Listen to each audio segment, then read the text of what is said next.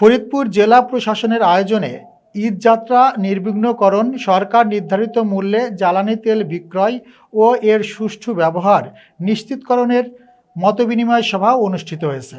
প্রতিনিধি মাহবুব চিস্তি জানান, মঙ্গলবার 10 মার্চ দুপুরে ফরিদপুর জেলা প্রশাসকের কার্যালয়ের হলরুমে এই মতবিনিময় সভা অনুষ্ঠিত হয়। সভায় প্রধান অতিথি হিসেবে উপস্থিত ছিলেন ফরিদপুর 3 সদর আসনের সংসদ সদস্য চৌধুরী নায়েব ইউসুফ আহমদ।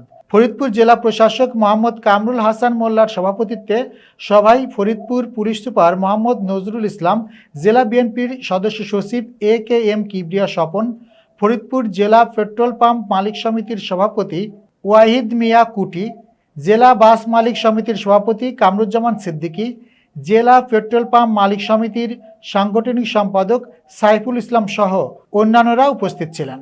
সবাই ফরিদপুর জেলা পেট্রোল পাম্প মালিক সমিতির সভাপতি ওয়াহিদ মিয়া কুটি বলেন, জেলার 40টি পাম্পের অধিকাংশ পাম্পেই তেল নেই।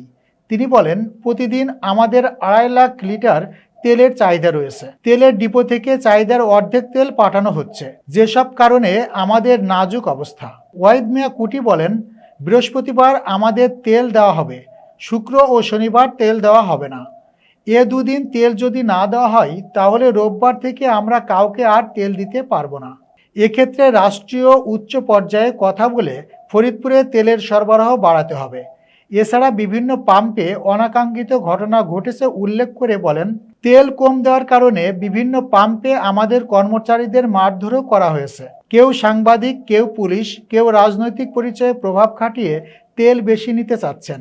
এগুলো বন্ধ করতে পুলিশের সহযোগিতা কামনা করেন তিনি। সভায় প্রধান অতিথির বক্তব্যে চৌধুরী নায়েব ইউসুফ আহমেদ বলেন, এটি আন্তর্জাতিক ইস্যু, সেক্ষেত্রে আমাদের সকলকে সাশ্রয়ী ও সচেতন হতে হবে। তারপরও আজ চট্টগ্রাম বন্দরে 5টি জাহাজ এসেছে। আমাদের ফরিদপুরে যাতে সরবরাহ ঠিক থাকে সেক্ষেত্রে ব্যবস্থা নেওয়া হবে।